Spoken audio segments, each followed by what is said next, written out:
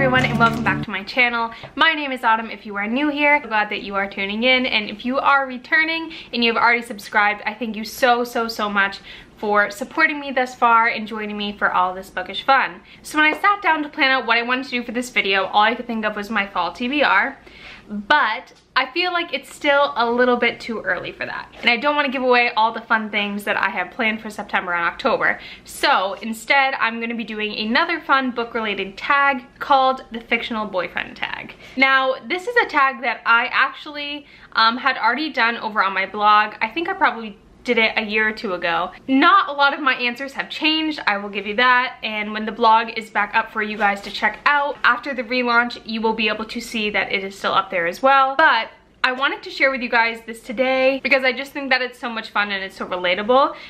If in fact you are not looking for fictional boyfriends and looking for fictional girlfriends, there are tons of great female characters as well that you could easily swap this out for if you wanted to do the tag or if you wanted to share down below.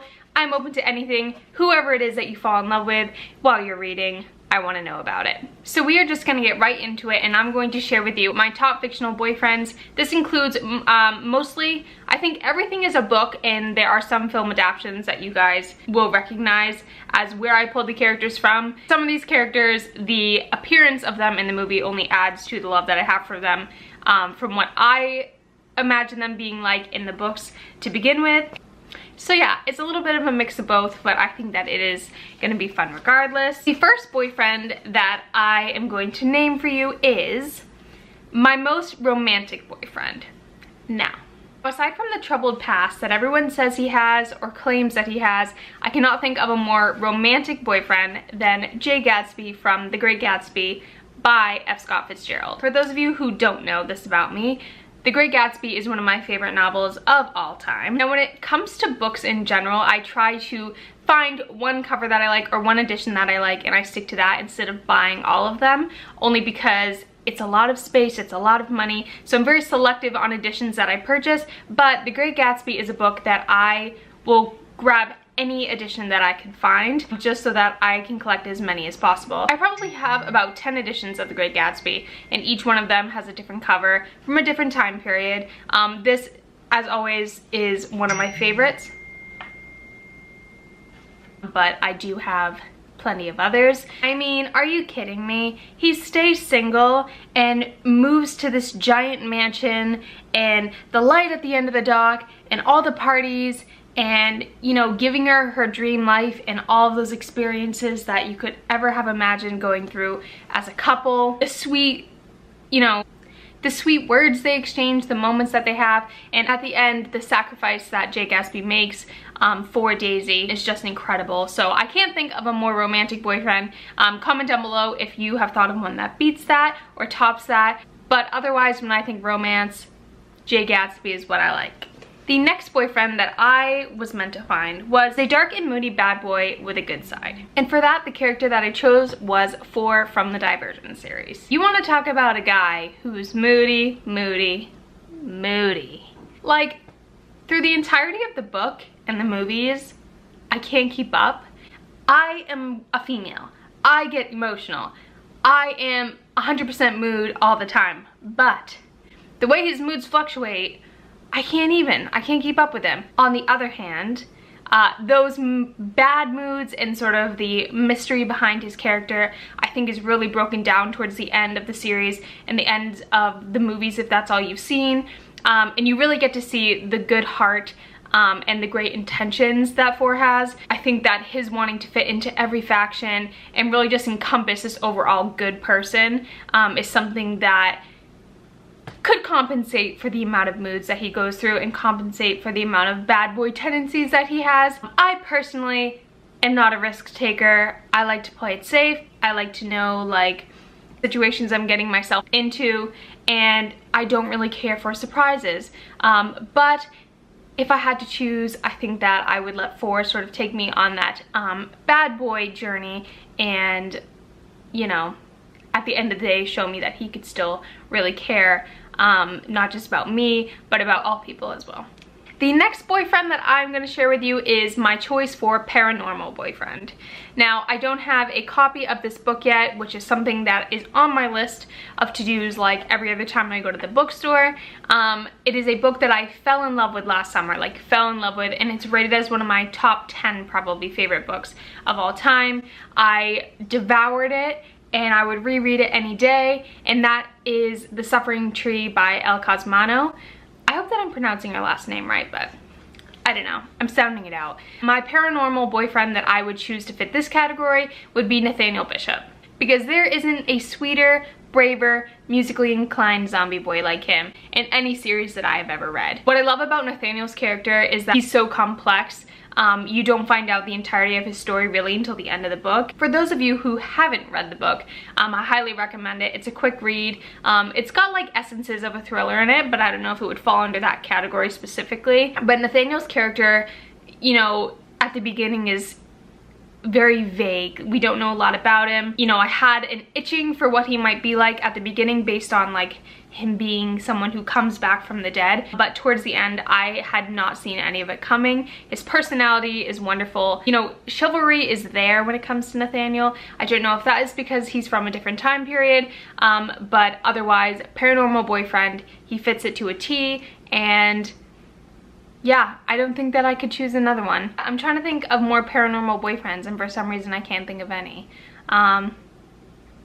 If you can think of any paranormal boyfriends, ghost boyfriends, zombie boyfriends that I missed, comment them down below as well. I know the second you guys say them, I'm gonna realize which ones I missed. But anyways, the next boyfriend that I'm going to be letting you in on is my boyfriend that I would like to tame. As far as taming, I immediately knew what my answer to this was gonna be, and that is Draco Malfoy from the Harry Potter series. I am most typically 100% Team Draco. Though I love all the other characters, I think that there's a big complexity to Draco's character. I love the way that he was written, and I also love the way that he was portrayed in the films. I think that he does need a lot of taming.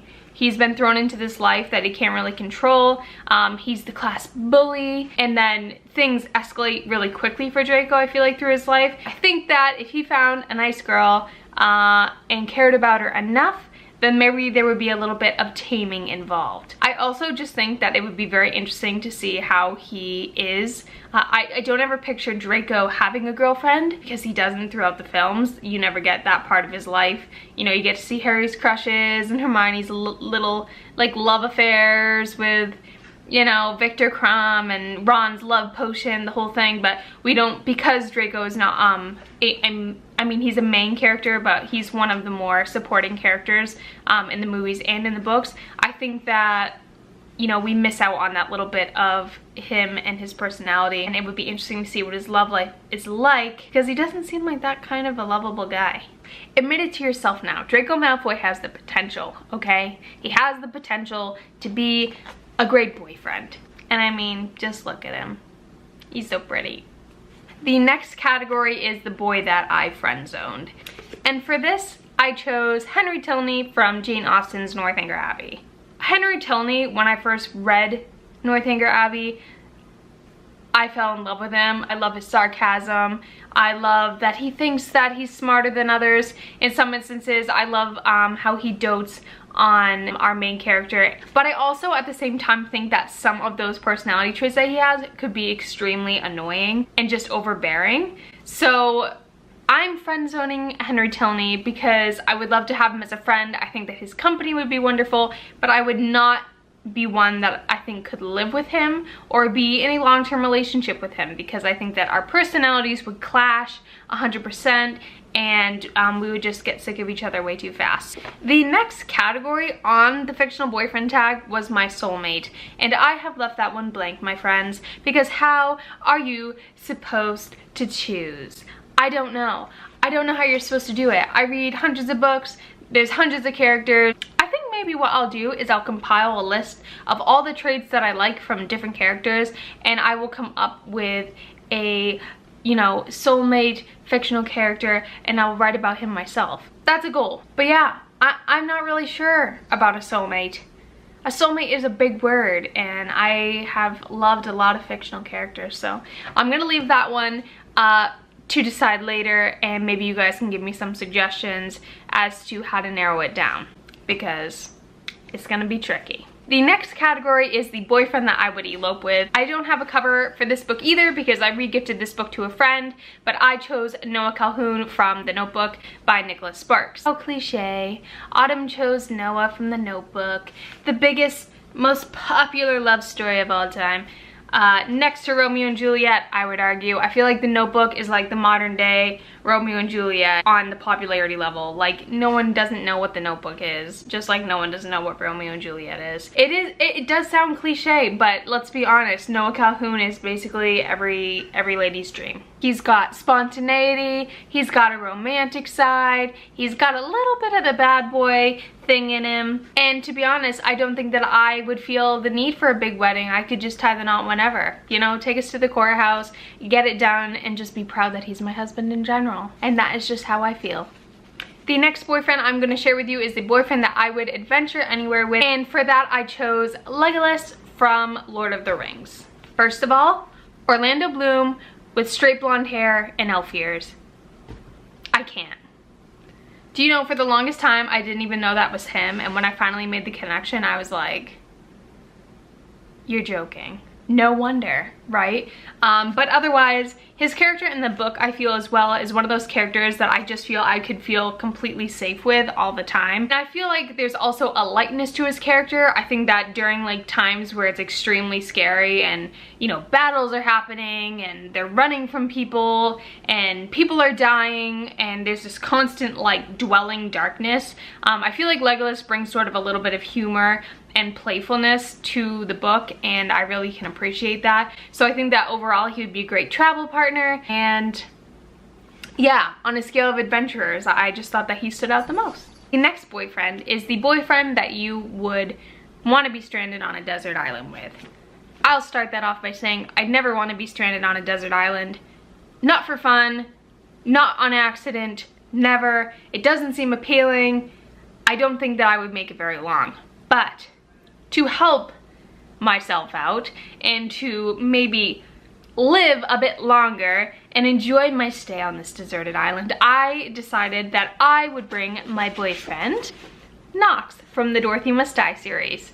Although I do think that Knox takes a little bit too long to, like, you know, show his true colors and, you know, make Amy aware that he's actually got feelings for her. I think that after the fact, he really, you know, he's a very caring guy and he's very involved in like the process of her bettering herself and you know, figuring out who she is based on her past and his past and their present together.